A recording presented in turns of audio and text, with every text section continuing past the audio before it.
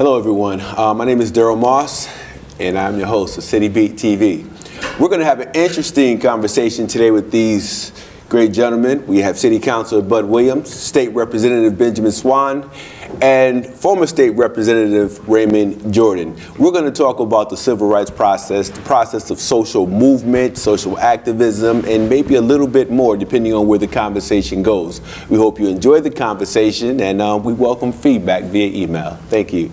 At this time, I'll start out ask a question to all three of you gentlemen. Is okay? As we talk about political involvement, and we talk about social activism, if we kind of travel back some years, can we talk about the difference between political involvement and social activism? In my opinion, I think they're both first cousins. Okay. Almost one and the same. We talk in terms of communication, in terms of trying to convince people to vote a particular way or support a particular cause. So I think they're one and the same to a certain degree. But one thing that happens, they both need leadership, and the leader is usually one that emerges. And leaders emerge because they're the ones that have the better ideas in that regards. So I think social activism, political activism are first cousins. Social activism helps to develop political understanding, political awareness in my concept. Okay. You need to have that social activism to begin to understand what how the political system works and what it's all about. And because if you get involved in social activism, you're going to come to politics at some point, because you know that the change that you seek through your activism it can only happen through the political process. I just think social activism becomes a transformation to political leadership. If you go out through the history of our country and the city, that a lot of movements started out with a social issue. People started out with an issue social, and they said, hey, we can only go so far, we're going to make it political. Okay. So I just think it's social is the incubator, so to speak, to get you involved, to get you to start paying attention to exactly your environment and what's going on around you. And then once you want to go to the next level, it's the political leadership, if you choose to do so. Some people are very comfortable just doing the social aspect, and others will transform to the political aspect, depending on what you want to do. A lot of folks will say simply, I'd rather do the social thing. I can be straightforward. I can say what's on my mind. There's not a lot of compromise. Okay. To the political aspect, then you got the compromise to get the job done. Right. Okay. I think another one of the cousins is the union organizing. You talk about labor unions, that's what I call social activism in terms of being very, very pronounced and personified, because there's a particular cause and people rally to the cause. Okay. They rally to the cause, either you're pro or you con, but it's driven by the fact they all have a particular cause of making change. It's all about change. Right. So change agent is the main focal point of all of this conversation. Okay. I think we all agree with that emphatically. And I would say that when you talk about the civil rights movement, which started out, I would say, as a social movement, but there were so many other movements within that movement. The political movement, the economic engine movement, the educational movement. It was all part of that socialism, and social movement, everybody kind of got involved and went in different directions, so it became a big, broad movement. We just think of the civil rights movement as just something people were demonstrating and they were marches. Right. It was bigger and greater than that. So as we talk about the civil rights here, I know I grew up reading about it, we study it, but it's different when you're talking with folks who have actually been there. So I was hoping you guys can kind of talk about, as we talk about this great civil rights movement of the late 50s and 60s, how did a lot of that come about? I know Councilor Williams gave us a quick summary. Can we talk about that a little bit? And I'd also like to know how each of you got involved in that process. Of course, in my upbringing, I was a person that was active and wasn't really that conscious of social activism. Didn't know I was a leader. And it took the civil rights movement to find out that I had leadership potential. Okay. And began to understand it. And I worked in the shops as a machinist. And I heard about a guy by the name of Ben Swan out there, and he was talking about organize this and organize that. Didn't pay that much attention to it. Then I began to watch the news and adhere to what was going on in that regards, and begin to understand how important it was for us to pay attention and for us to rally together. At that particular time, I was a shop steward, where I worked at the shop, and being a shop steward, understood something about organizing and running for office in that regards. And I used to give dances and promote shows and whatever. So I was recruited by Ben Swan and the group to help raise the money for the movement. And that's how they tricked me. That's how they got me into the movement. So let me ask you a question, because I had an off-camera conversation with Representative Swan earlier. We kind of talk about this a lot when we talk about the arts movement or the creative movement. So at one point, you're telling me you were a promoter. Yeah. Yes, I was. I gave the shows and the dances. Bought my first house. I'm giving a New Year's Eve dance. That's interesting. Didn't know that. We learn something new every day, right? Okay. And how would you like to comment on that, Rev? Well, a lot of the people I knew who were activism, they also were engaged in some kind of creative expression. When I was growing up, I had several visions. One, I thought of being a lawyer, a civil rights lawyer, civil rights attorney, because I knew that was a need for that in this country. Someone who had watched the National Association for the Advancement of Colored People, how it developed, and I knew the legal environment that they was engaged in. And I also was interested in mechanical engineering. That's one of the reasons I went to Tech, right? I wanted to prepare for engineering possibility. And at the same time, I had an interest in painting and creative art. And my first effort at college was in pre-law at Marquette University in Milwaukee, Wisconsin. And I dropped out of school and went into the Army. And when I was in the Army, when I came out of the Army, I decided to major in painting. And when I was in graduate school at Howard, I met a lot of the activists. But I always was engaged in social activism some kind of way, because in my lifetime, there was so much need for change. Right. Everywhere you went, every aspect of life. So it was hard to avoid activism. So how did you become that? When did you become that rabble rouser? I was never a rabble rouser. There were some people who thought that I was a little different, because I would spotlight need for change where change was needed, and sometimes it made people uncomfortable. Okay. Because if you tell the truth, sometimes that make people uncomfortable. To the contrary, I think Ben was a rabble rouser. Okay. And I was involved with the civil rights movement, and I started hanging around with the group there because I was raising money for the group and singing "We Shall Overcome," and I got overcame. And I began to get involved with the movement, and I always admired Ben because he had those leadership qualities. And we were involved in confrontation during the movement. It always struck me as very strange. Ben was never afraid. I was terrified of some of those escapades we went through. Okay. Ben was never afraid. He was able to transcend it. And the police chief was pointing his finger at Ben, and Ben pointed his finger back at the chief, and I said, oh my goodness. And Ben had no fear. That made him a very, very effective leader. Very, very effective, because we followed the leader. He was the John Wayne of the movement in Springfield at this point, I guess. Just when you think you're going to turn around and go back, you turn around and Ben's standing there. Ben's standing there. When you saw pouring gasoline on the fire. When you saw me in that role, Ray, I had spent time in Selma. It was hard. It was hard for something in Springfield to cause me any greater fear than I had when I was in Alabama. Mm-hmm. Yeah. And not only that, but you've heard it, and some people think that it may be somewhat corny expression when you say, if you haven't found something worth dying for, you haven't really lived yet. Absolutely. And I had been in the military also. Okay. So I was willing to die for my country. I was also willing to die for the causes that I believed in. Okay. And you only got one. My mother used to tell me, I don't know whose quote she was using, a coward dies many deaths. A brave man died but once. Okay. And then in my involvement in the movement, I was a little younger than Ray, a little younger than Ben. I was actually in high school, at Trade High School. I was an all Western Mass basketball player. And I'll never forget, and I was brought up on the North End, melting pot and all that, and played sports and just intermingled with community.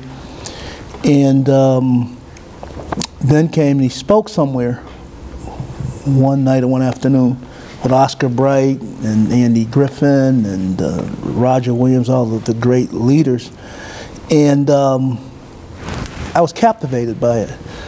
So I was working at trade school, and then they said, we're going to go down to City Hall steps, and we're going to spend the night. And I spent a couple nights down on City Hall steps. That was my first encounter with activism. And then I'll never forget it. One night they came, and the police came. And Ben Swan and Ray and the folks said, hey, you young guys, go home. We're all in, sitting on City Hall steps, the building that I represent now. So most of the young dudes, we left. They made us get out. They said, you guys just go. We think this outcome this evening could get a little tedious. It could get a little tensed. Lo and behold, after we had left, the police didn't come in, and the rest is history. They get arrested, and all the stuff, heck breaks out all over. So maybe that should be put in context.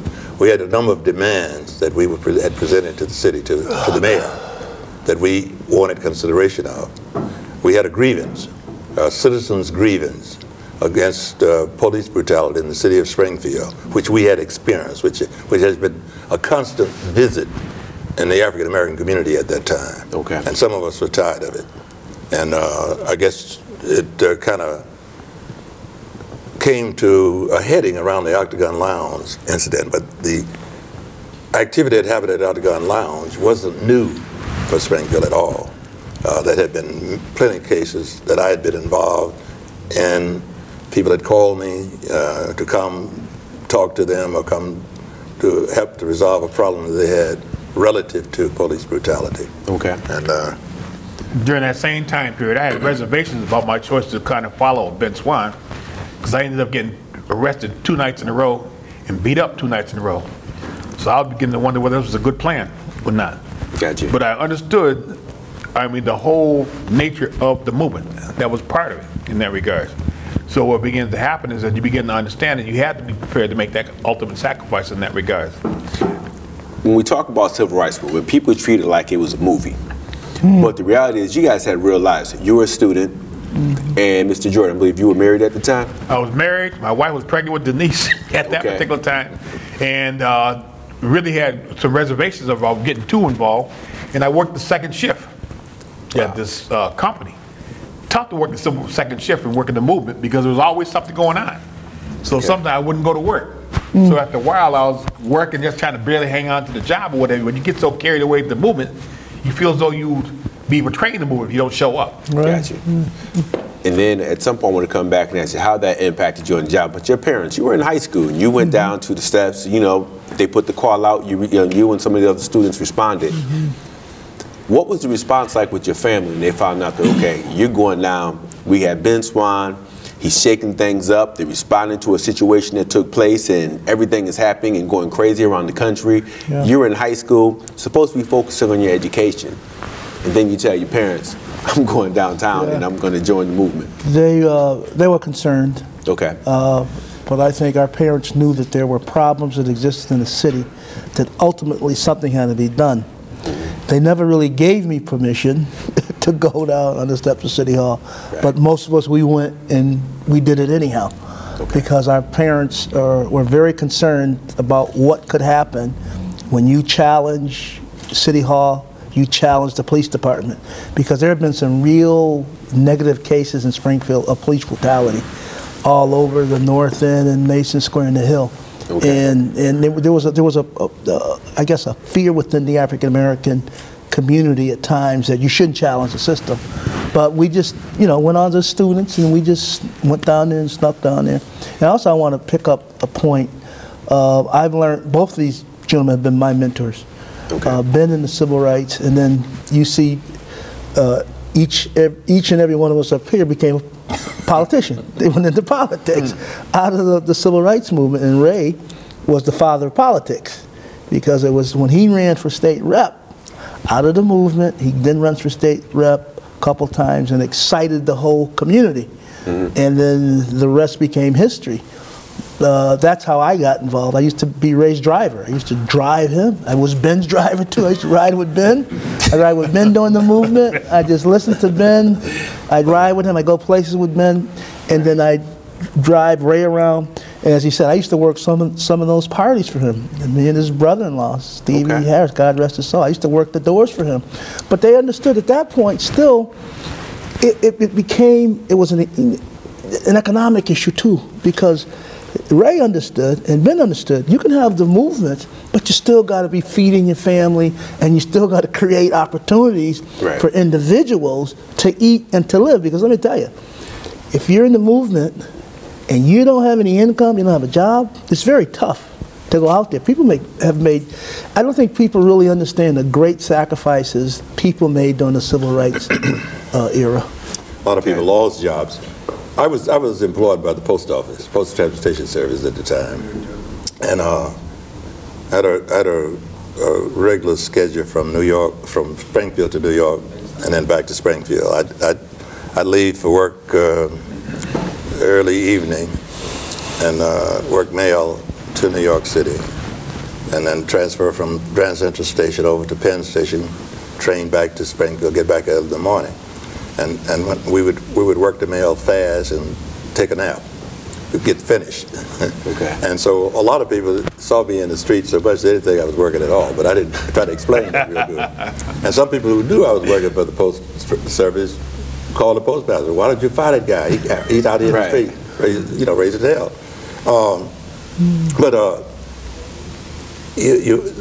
John Kennedy, President John Kennedy, late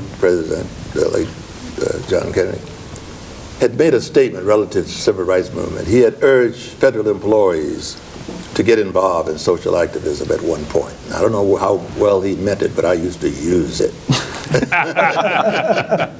Well, you got to use it. So when some things happen, I would say, well, the president said you ought to be involved. But my schedule allowed me to work 5 days and 5 days on, 9 days off out of every 2 weeks. Right. Okay. So I always had a week in 4 days. 9 days off, a week and 2 days off. So I could do all kind of things. So during that time, I've been Googling for the last couple of weeks because I'm not from Springfield, but looking up some of the activity that took place mid to late 60s. Now, I look at the Octagon Lounge and I see how that kind of set things off here in the city of Springfield. We fast forward to 2014, I look at Ferguson and I see the death of Mike Brown and how that kind of set off movement with young people. Do you see similarities in the trend? Do you think we're revisiting some of the same issues that you folks struggled against or struggled to overcome in the 60s and 70s? I would probably say to you that Ferguson is not new. Okay. That it just reached a point where people say, enough is enough. And that's basically what happened in '65 with the Octagon Lounge here in Springfield. That had been happening constantly, all the time. What happened in Springfield relative to the civil rights movement, we had fairly, for the most part, relied on the National Association for the Advancement of Colored People. And I don't want to get into the whole history of the movement, but that organization basically dealt with questions, matters from a legal standpoint, suit, go to court, etc. The Congress of Racial Equality, which we started a chapter after the '63 March on Washington, we came back, a lot of young people got involved in that march, and a lot of us came back to Springfield and talked about being more assertive in direct action. And we decided for a vehicle on that, to use for that purpose. And we arrived at organizing a chapter of the Congress of Racial Equality in the city of Springfield. Okay. Now, it was the Congress of Racial Equality that was well organized. That's what Ray became a member of. CORE. And CORE, yep, as the acronym. And in doing so, we were committed to direct action. It was organized originally in 1942 for that purpose. Okay. This is the first group to engaged in interstate transportation, challenging laws, federal law, interstate transportation. The first bus rides across the country, temp bus ride. Okay. I had I was fortunate enough, or had the misfortune, of being present during the Octagon Lounge. As I stated earlier, I worked the second shift, and we, in the carpool that worked the second shift, we used to stop off at the Octagon Lounge to go get a glass of milk when we came from work. And in doing so, they had the police brutality going on down there. We came right during the midst of it. Oh, wow. We saw all of these police officers and the guys sculling all around, and the police officers were going berserk. Those batons, beating people and all that kind of thing. We were like mystified. So I watched out the car, eyes wide open, and watching what went on and what have you. So therefore, it was really a traumatic experience for all of us. But what struck me was afterwards, when they gave an account as to what transpired, hearing the police officers lie about what was going on. Oh, wow. I began to wonder, was I in the same place? And it was shocked me because I'm so naive, thinking about George Washington, I can't tell a lie. Right. I could not believe they're telling us bold-faced lies in terms of what transpired. That had a traumatic effect on me in terms of me being involved in the movement. Seeing it and witnessing it with my first hand, I was there and I saw. Okay, the reason I talked about the core experience is because, see, I'd been active with the NAACP. I had been active for a long time with the NAACP. I used to be the Political Action Committee chair. I was the newsletter editor. I could predict how the NAACP would handle this kind of a complaint already. And so that weekend, that evening of the Octagon Lounge, that was the night of my father's wake. Okay. George W. Swan the second. The following day was his funeral, and I had relatives in Springfield from out of town who were at the Octagon Lounge, and I was been out of it. And when they came to me after the funeral saying, "What kind of city do you have here?" Then they began to explain to me what had happened. And there was a newspaper on that Saturday, headline, something that Swan had said, and I hadn't been interviewed by anybody. I don't even know I don't know whether they confused Ray with me. I don't know who they confused with Ben Swan. Right. But I had not engaged in any kind of an interview. But so the following day we met in CORE's office. We called a community meeting, and we went through the process that we had been through numerous times before. And while that was happening, I had been an artist. Remember, I was drawing a map of the Hill in the McKnight neighborhood with streets, because I had worked for the Post. I had worked as a carrier too, and I'd drawn up a flyer while we were sitting there where the meeting was going on. Right, I'd drawn up a message for the media. And when it was over, people were going to make these demands and going to talk about sending telegram. I said, "Oh, that's fine, but here's what we're going to do today. Here's what we're going to do tonight." On the point of Ferguson, and get to the point, I'm sick and tired of being sick and tired. And I was so happy as you go online and you continue to follow this. That had been happening in Ferguson for quite a while. Right. That wasn't the first time. Right. But we had a speaker on Martin Luther King's birthday, came in on the breakfast, and she talked about how the movement is still going. Now, the Octagon Lounge, it was a group of us young folks down there that night. But at that time, we were underage. You couldn't get into a establishment, alcohol establishment, like guys like Badar McCluskey and myself. We were outside, just hanging around. Okay. And but when everything started, of course we just took off, and then the rest is history. So when we talk about the Octagon Lounge, you guys were prepared because some of you guys have participated in CORE, you've been training, there was a lot happening around the country, there was a template to work off of. When we look at what took place in Ferguson and New York and some of the other activity around the country, we have a lot of young people who aren't prepared because they're not involved in any of these types of organizations. For our young listeners and their family members, what could you share with them about the importance of preparation? Because I think that's what kind of sets your generation apart from even my generation. We're about a decade or two behind y'all. And it's kind of like we had folks who want to get involved, but the opportunities really weren't there the way they used to be. Can you talk about that a little bit? Well, when I talked about CORE and the purpose of the organization, its principles, its mission, its processes, we did go through nonviolent training. We were committed to nonviolence action, and you train for it, and you learn how to do it.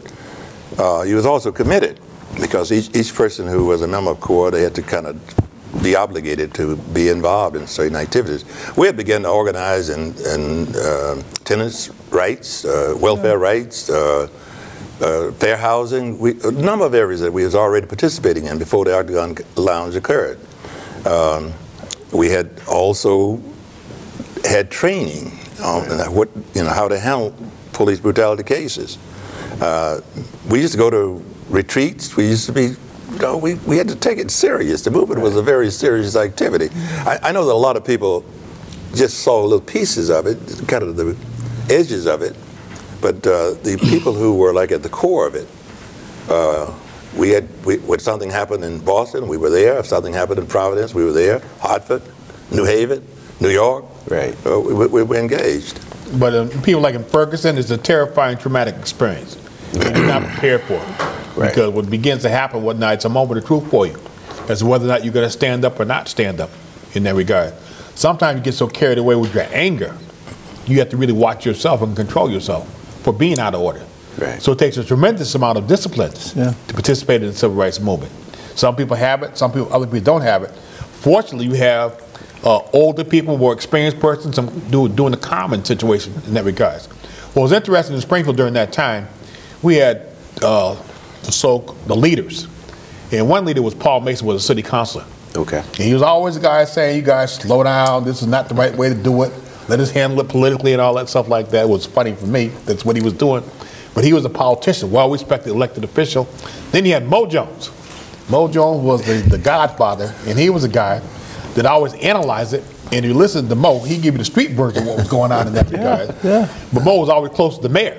Right. He always was close to the mayor. He didn't like all the activity, all the violence and whatnot. And Ben was a bad, bad guy. Because Ben stood up with the mayor. Right. And they didn't know where Ben came from in that regard. So I'm looking at all this leadership, and I remember they called out for a rally at the Dunbar Community Center. And they had this young man coming from Georgia, Atlanta, Georgia. His name was Julian Bond. Julian Bond was the first black state representative elected. A senator in Georgia. In Georgia. We didn't know what it was. He was state senator. I mean, at that time, I had no idea what it was or who he was and whatnot. He came to speak down there, and he was mesmerizing. I mean, really the first real speaker I heard other than the minister. Okay. Right. He spoke about the civil rights movement, and he gave us an educational experience and half-hour presentation that just tore my head off. Wow. Julian Bond. He was a friend. He was a friend of Charlie Cobb Jr. Charlie Cobb, son of the pastor at St. John's. Charlie Cobb Jr. was the son of the pastor. Charlie Cobb Sr., who was the pastor of St. John's Church at the time. And he came up as a part of a political campaign for Charlie Cobb Sr. And you said to the point, how do you try to get folks to engage as you're younger? And I know at the time when I was at STIC and then went to Westfield State, I was head of the African American community and all that, society. And I always came back to the community, and sometimes we look for that one big leader. I can remember working at DeBerry as a rec leader, and we didn't have basketball hoops.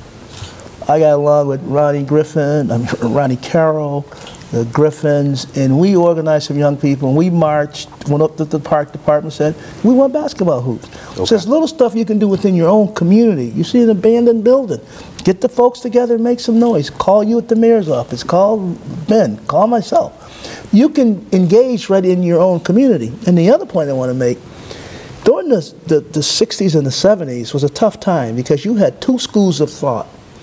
There was the Martin Luther King thought, which was nonviolence. Then you had Stokely Carmichael and the Black Panthers, which was a little more violent. And there were a lot of folks in this city wanted to go the other way, follow Stokely and Rap Brown. And I would say at the time when I first got involved, I was more inclined to go that way. But then this man, Ben Swan, set a lot of us young folks down where we were angry. We were angry and we wanted to rebel. But he would set us down and he would talk to us. It was a tough call. It wasn't easy. Yeah, Dr. King, which I respect immensely here. But now I'm 18 years old, 19 years old, and you had Ben Swan, 20. Instant action, and you want it That's now. right, and he sat us down, and Ray would attest to this, because a lot of us, there wasn't just, everybody just didn't follow, core and... You know, on that That's note, true. let me ask another side question. There's this, when we look back in history, people go, back in the 60s, everybody was involved. And the reality was, everybody wasn't involved. Talk about that a little Everybody's bit. never been involved. Right. If you had 1% of the black community in Springfield, Right. that was a great effort. But I don't think we ever had 1/2 of 1%, quite frankly. Right. Everybody didn't agree with direct action. Okay. The NAACP board didn't want to sue the city of Springfield over school segregation. That was instigated by CORE. Okay. If you take almost any organization that exists in Springfield tonight, if you take 20 or 30 people to that meeting who are in sync and you have voting right, Yep. you could almost get them to do anything. Yeah, absolutely. And that's the way we used to deal with the NAACP. Each member of CORE was obligated to become a member of NAACP so that we could help to control The direction. the NAACP's direction. And Gotcha. that's how we sued the city. Okay. And I think it's important to understand that Malcolm X came out with the ballot of the bullet. And that was a reality check. It became very, very clear that our modus operandi had to be by way of the ballot. Okay. And beginning to organize and understand the politics, that was a prelude to all of that.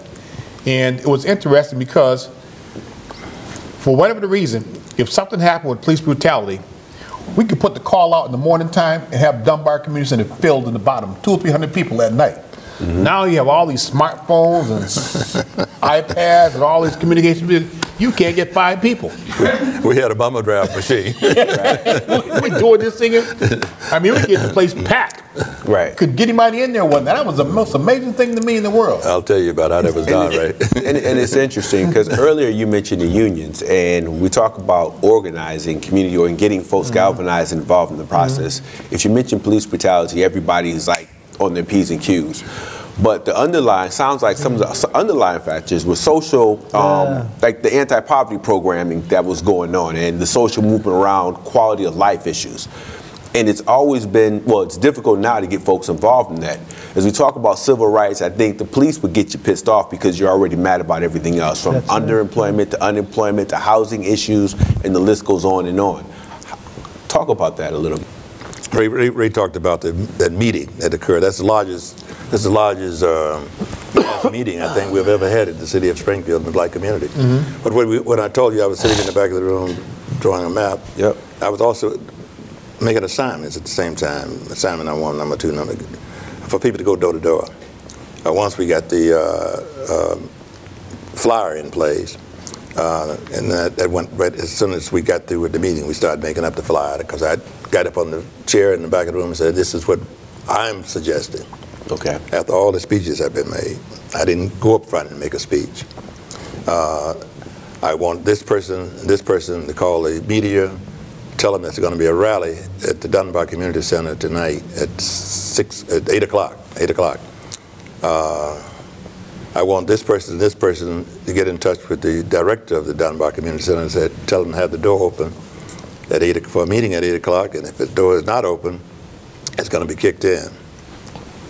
And I want people to, although I'm nonviolent, that's a door that belongs to the community. Wow. I said, I want a person to work these streets. Okay. I sign all the streets. And then, and I said, Oscar and I are going to take Hancock Street and Warner Street, and we're going to meet at the Octagon Lounge and have a cold beer this afternoon. When I asked people to go downtown to City Hall, I didn't. I thought if I got 10 people, that was going to be great. How many people you end up with? I don't know. Going downtown? After that meeting was over, I said, here's what we're going to do. We're going to take the demands to the mayor and be waiting at City Hall when he gets there in the morning. We had half the steps filled down there. And those who want to go with me, meet me back here in 30 minutes with a sleeping bag or a blanket. Okay. And I was I mean, shocked. it was, but to the point of what Ray was talking about, you had Mo Jones and Paul Mason, and you had some folks that worked. See, that was a good chemistry. We didn't understand it. You had folks on the ground, which we don't, my biggest thing now is that back in the day, I was on the ground. I wasn't a politician, but I was on the ground, just doing all kind of groundwork, doing community work at the community centers, counseling and mentoring. So you were teaching. Active. Okay. Then you had the folks downtown, and you're supposed to find it in the middle. Now we got all folks, everybody wants to be downtown, and nobody wants to do, I mean, it's a combination that has worked historically within the African-American community. Would you say that had something to do with the times? I mean, the 60s were rather turbulent. People knew exactly what they were fighting for. Do you think it differs now? Because we have young people who want to get involved in the process, but they don't know what to do or how to get involved. They think the struggle's over because Hollywood has told us civil rights is done. So here we are. Well, I think the difference is, thank Mo Jones, he was a poet laureate of the city of Springfield. He said the difference with young people today and young people yesterday is that today people want to join the church one day and become chairman of the deacon board the next. Yeah. Whereas before, you went through all of the things that Buddy talked about in terms of the learning stages and what have you, and respected your elders. We all You respected your elders in terms of waiting your turn and trying to understand and learn to do these different things. And in the world of politics, they would say, come to me now and say, gee, our politicians are all, when are they going to get out of office so we can run for office? Well, we did it. We told them to get out of office. We told them we're coming after them. It's your turn, and we're coming after you. So that was the mentality difference. We are very aggressive. When we hear, not now, it's not your time yet, relax. So basically, is that like the way of saying it? That's the standard tape that the establishment comes up with. You used to hear DeVal Packard tell that story. Talking with DeVal, and DeVal was saying that everyone was saying, no, why don't you run for lieutenant governor? Why don't you wait your turn? Senator Brooke went to the same thing. Every black elected official goes the same thing. Right. Whereas the white community would say to them, it's not your time, wait, and when is it ever your time in that regard? Okay. So you got to take it. You got to take it. You don't take it, you don't really want it. There's a say, I think with Frederick Doug, power yields to nothing but a demand. Right. And without a demand. Mm-hmm. So politically, you just have to go in, and you know, people say, no one's going to pass the baton to you. That's not, it's not a succession. It's not a throne. It's not a kingdom. So you go in and you take, and you just go in, but you know what? And I learned it because I paid my dues. I drove Ray. I was like a chauffeur, basically. I really mean that. It was a gopher. Gopher, chauffeur, whatever it was, I did it. And I still do it. And with Ben, the same way. Before I wasn't even thinking about running for public office. It wasn't in my mind. So you did all the background stuff. Oh yeah, all the grunt work. The gopher work. They called me the gopher. I was the gopher. I used to make sure Ray was in charge of the money when we had a fundraiser. I mean, because he would look after the money. Right. Take care of it. And I just want to bring one thing up since we're on that, and then I'm going to diverse to the Black Harambe, which, you know, Ray and Mo Jones and Rick Hurst and Jay Griffin started, which became an institution. The Black Harambe was before the Chicago Expo, whatever they do in Chicago. This was the first. It was an institution. And the only thing I want to make about it now is that Ray understood, and those folks, it was a cultural thing. Right. It was an economic engine also. I mean, folks, I used to work at Harambe, and my brother-in-law would make $3,000 or $4,000 for that 4 or 5 days. And a lot of folks, that became money from my rent, became money from my oil. It became a lot of people's money. It was for the community. So every year, people look forward to it. It was a great cultural thing. We had some of the greatest top-notch entertainment in this country. You had the acts, Frank Hatchett, you had it all. You had the community parade with 10,000 people. This was huge, but these folks understood, we'll give you the culture, but we're going to not only give you fish, we're going to teach you how to fish. Okay. Since you talked about the economic engine, 2015. Anytime we talk about organizing, again, I'm going to go back to police brutality. People tend to always want to organize around police brutality, not realizing that a lot of the issues that are happening in some of our neighborhoods are situations that we create ourselves, to an extent. The other piece is there are a lot of underlying economic factors. Economic development has never been a high priority for community activists. It's always been critical. We need it. How do we get people? How do we evolve from the civil rights, let's just fight the system, to economic development? Well, we need to develop businesses, and we need to get involved in order to enhance the quality of life within, for our families and our community members. How do we do that? I think that's a transition that we're in the midst of right now. That to the contrary, I was always into economic development. Okay. He was a civil rights guy. I was always into the money. Okay. Always into making the money. I saw the virtues of that. I didn't find anything hip about being poor. It has always been related. Okay. If you deal with the issue of racism in the United States of America, it's like a web. And you've seen a spider web? Yep. With strands going in different ways. And you're going to have, I got involved with schools one time, the education of my children, because I was told by a white principal at Dolman School, when I moved to Amo Village and my kids were bused to Dolman after having walked to DeBerry, and I was told at the end of the school year, we transferred in April. That's the last market period, in the middle of the last market period. And they were kept back. They had been getting S's, satisfactory work. Yep. And I want to know why. And the principal told me, well, DeBerry isn't quite up to our standards.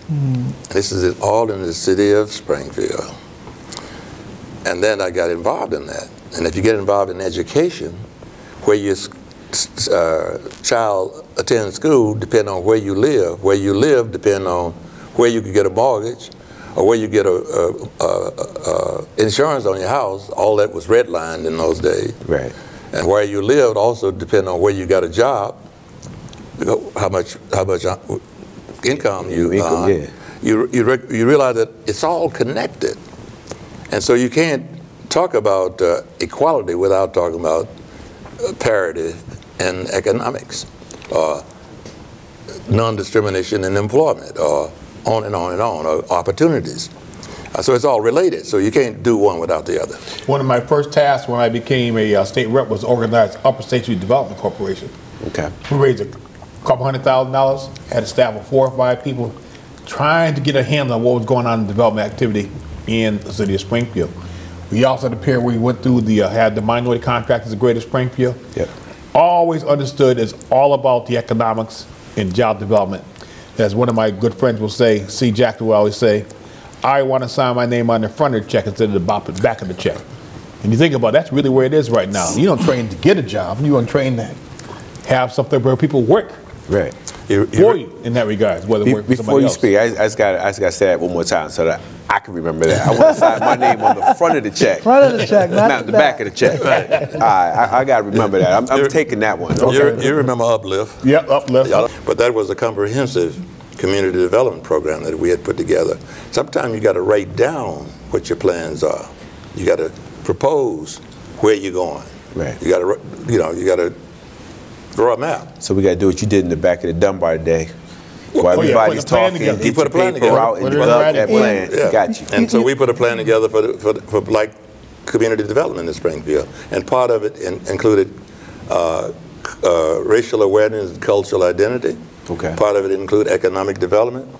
It dealt with many facets of the community development. If you want to read it sometime, I'll show it to you. I still have a copy of it. I'll have to read it. Seems Today like in Springfield, Yep. $2 to $3 billion coming into the city of Springfield. Yeah. We know ahead of time people are complaining about they can't get jobs. I tell all of the young people, if they're interested in working construction and whatnot, be prepared, do the training now. And construction workers will tell you, organized unions will say to you, we're not going to have enough workers. Right. And we say you're going to have hire minority workers. And the minority workers, the young people have got to understand they've got to go to school right now and learn the math. Right. Because you got to be part of the labor union. The labor union requires math requirements. So you might as well get involved now. Don't come to me later on or come to us later on and say, well, I'm going to get a job. You got to do your homework. It's preparation. And I can't tell you what $2 or $3 billion means in terms of the opportunity. Springfield's getting ready to bust wide open. Yeah. I came from a poor family of 15 children. And I knew that if I was going to go to college, I was going to have to pay for it. Okay. There was no financial aid. There was no Pell Grant. There was no all these financial aid that you have heard about in your lifetime. None of that exists. Wow. I knew that likely I would have to work full time and go to school at the same time. There was times when I worked full time and took 18 hours. Right. 18 credit hours. I don't think economics is talked about enough within our community. I'm talking from the churches to the community centers, Right. even in the home. We don't talk about wealth building. We don't talk about how do you save. That's not part of the conversation. Maybe it's because that you're too busy surviving. I don't know. But we have to begin to wealth build. You know, we are the smallest, the whites, the Hispanics. They have more wealth than us as a people, as per family, per capita, based upon, I think, statistics 2 or 3 years ago. We have to understand that and begin to talk about it. And it's okay to talk about economic. It's almost within our community sometimes, if you start talking about, as Ray said, making money, then something's wrong with you. You can't, it's taboo. Let's not talk about money. You can't, it's okay. It's part of the capitalistic society, first of all, that you live in, and it's this country, and economics drives this country. Now, the civil rights movement, there was a lot of businesses that were created, a lot of opportunity. That movement created opportunities in economics, the arts, culture, everything. And we've sustained it somewhat. In my generation, we always had something to fall back on. Right. A way of earning a living, some kind of way. If you got fired from your job, you had something that you could do. You had some skill that you could sell. Right. And sometimes kids today, if they can't rap or they can't play basketball or football, they don't know what to do. And they've got to overcome that. And I noticed that during the movement, when we got arrested, in particular I got arrested, my father saw me in jail for the first time. And I was terrified of that man. When he came out of that lockup, and he was sitting out there. I said, oh boy. But yet still, it was he and his brother, my uncles, they bailed everybody out. Wow. Put his house up. My uncle put the house up and helped bail people out when they were there. So therefore, he inadvertently was part of the movement, took care of me. Absolutely. So he couldn't have been that mad because he bailed people out. But he knew what was happening. Yeah, I really appreciate, especially your uncle, what he did. Uncle Johnny. And a number of other people. Some people who people didn't think of in the greatest sense of their reputation in the city of Springfield, came in with money to help bail people out of jail. Wow. In fact, let me be frank with you about that, because some of the people that we normally call hustlers were more generous than some of the churches. The numbers writers kept us eating. I'm so not The numbers surprised. boys kept us eating. I'm so not surprised. Okay. Okay. You know, I've gone to churches to raise money for bail, and after 5 offerings, they said they got the guys from Corps be standing by the door. If you got anything left, throw it in their bucket. Wow. And it's interesting because when you hear about the civil rights movement, that's the stuff you don't hear about. And I know Springfield was not the exception, but Right. actually part of the rule. And it was happening all across the country. all So across when we the hear country. about civil rights, we hear about separate water, separate but equal. We hear about separate water fountains, bathrooms, and coming in through the back door. But we don't hear about all the other work, and we no longer hear the stories that you guys are sharing. Yeah. And I think these stories are so important. So I'm curious, and I know you guys just said what folks need to do. What would you suggest to some of the folks who are still out there, they're vocal, they're active, and they're trying to, fill your shoes? What would you suggest or advise them to do to get the word out there or to recreate that environmental message so that folks know that there is work involved? City of Springfield, $2.5 to $3.5 billion worth of economic development over the course of the next 3 to 4 years. It's a lot of money. Scheme on it. How would you suggest it? I'd like to grab that plan you have. How do we sit down and draft that plan and start dishing out orders? Well, when the cameras go off here, we could get a pad out here. Start taking notes. You know what happens is you look around and talk about leadership. We have a number of different agencies. We have paid employees to do the organizing, whatever there. And hopefully you want somebody to emerge in terms of doing it. Right. Complaining, why can't we get a piece of the action? We've known that for the past year or so. Right. It's all about preparation in that regards. A person like me will bring up a guy like Jay-Z. I listen to Jay-Z, and Jay-Z's movement talks about the fact that there are some people have had a family, had 2.5 kids, a dog, bought the house, send the kids to college, and got advanced degrees and whatever you, and still can't get jobs. Right. That's very real. That's part of the civil rights movement. Right. Now, how can you see people do all the right things, go to college, get a job, and can't get the kids jobs? So therefore, a person, a dropout, or at a corner saying, well, my brother's not working, he got a master's degree. Right. So it's a very, very cumbersome type situation right now in terms of organizing and people really understand what this thing is all about. Right. There's some people say to me now, they're making all this money, casinos coming, we're not going to work, we're not getting these jobs. Yeah. It burns me up. People got a defeatist attitude all around because of the Ferguson, whatever you're saying, we're not going to get anything out of what's it going to mean to us. Right. That's discouraging. You hear that often. And he makes a very valid point, because we go around the city, you and mayor and folks, leadership, Ben, trying to people to get engaged. People somewhat feel so defeated. They see the TV, they see the Fergusons, they see Brown, they see Tavon, they see all of this negativity. And how do we overcome all that? What do we do? Because there's, this is opportunity, as you said. Maybe it did seem magical that the civil rights movement figured out how to do it, because I would suggest to you the times are more turbulent then than they are now. They sure There's are. more Much more opportunity difficult now than there was then, because I knew I wasn't, I was very dark skinned. I wasn't going to work downtown at that time. You couldn't work in Forbes and Wallace. You couldn't work in Steigers. You couldn't work in those folks if you were very dark skinned in the city of Springfield. This is a very racist city. Well, ironically enough, people are graduating with degrees and still can't get work. So back when you folks were fighting, you knew exactly what you were fighting against. It's different. Well, it's still the same thing, except now they go, well, race isn't a factor. We don't have any blacks in this company of 200 employees because we couldn't find a qualified applicant. So we're still dealing with that, but folks don't know how to organize against it. What people don't want a chance is risking the possibility of losing an ally as you bring up racial discrimination. They over the past 10, 20 years, they don't use that thing about blacks not being qualified anymore. We got people all across the country that knock that ball out the park right now. Gotcha. President Obama is a prime example of that, because you have a number of people that go to those prep schools and come up with the background, have the training to eat Harvard up and all that kind of thing. So that's there. You don't hear the argument no more about not being qualified. They will use you are not qualified enough. Or you're overly qualified. Overly qualified. You had a lot. Overly qualified. Okay. That's a whole other situation altogether, because we got people got all of the stuff on paper and what they understand how to get it done. But you still have to sit down and plan. You got to have a plan. Got to have a plan.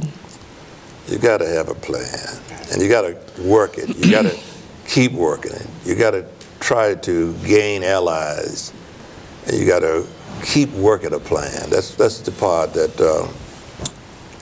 sometimes our youngsters don't quite understand, and sometimes the parents of this generation of youngsters may not understand. Now, I meet both. I meet the group that's has given up, and I meet the youngsters who are striving. Right.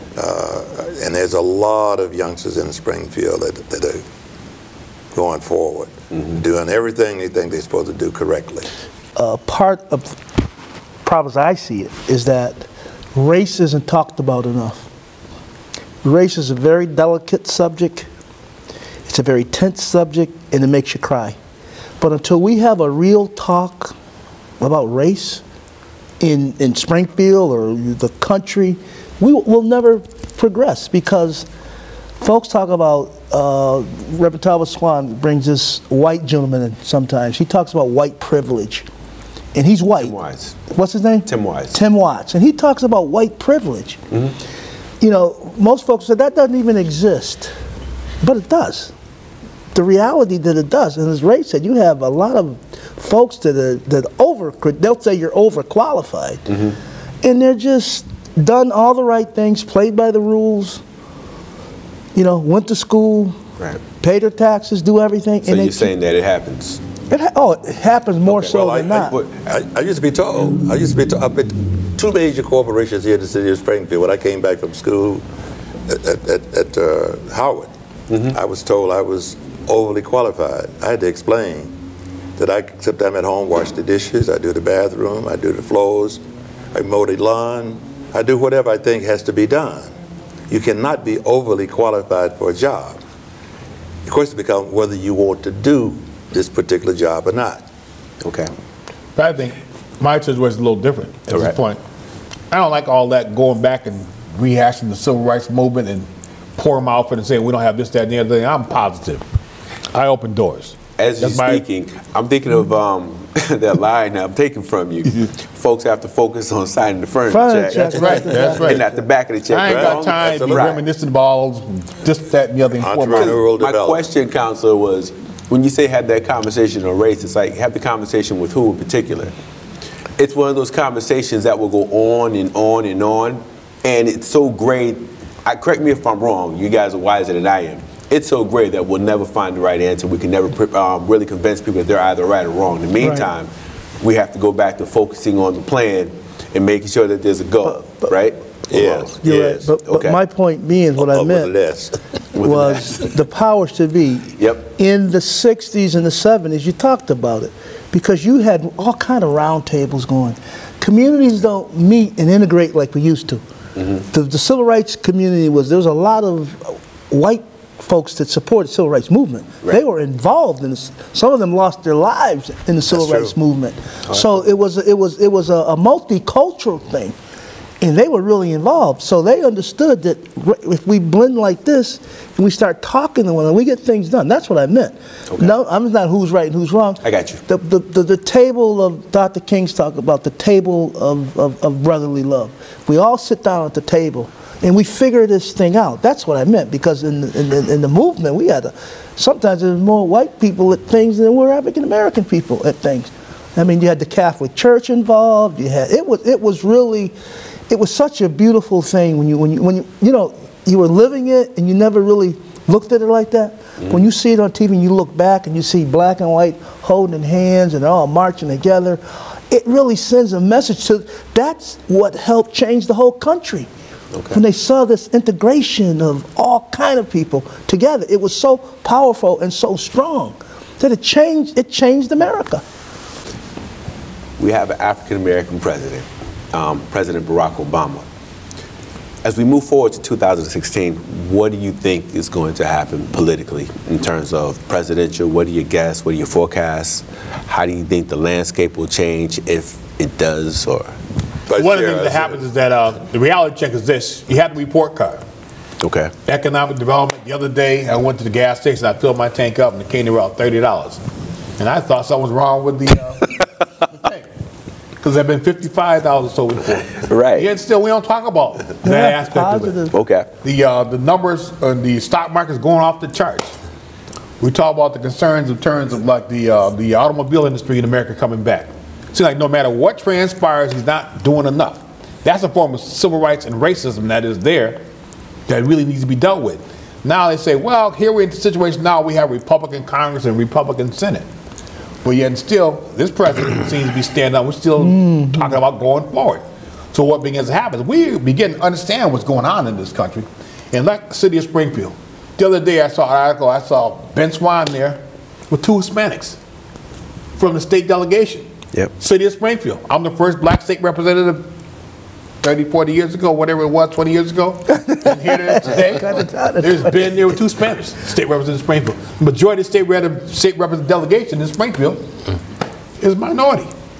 So it's evolution, a sign of the time. Things are changing. Things are changing. You can't use the same attacks or methodology that you used 20 years ago for now. I agree. You know, one of the things that happens now is that a good part of that movie was being involved with it, singing them songs. Them civil rights songs, they were captivating, they were motivating. You want to sing one for us? I'd like to, but I'm a little hoarse right now. Get the water up and get into it. We shall not be moved. And that gets back to, because of folks like Ben Swan and the Ray Jordans and the John Lewises and the Jesse Jacksons, that Barack Obama is where he is. I am where I am. Basically, it's on Deval Patrick. It's on these guys' shoulders and women's shoulders. The civil rights movement that helped transform. I never thought I'd ever see an African American president. I did, because I understood the importance of Selma. I understood the importance of Mississippi summer '64.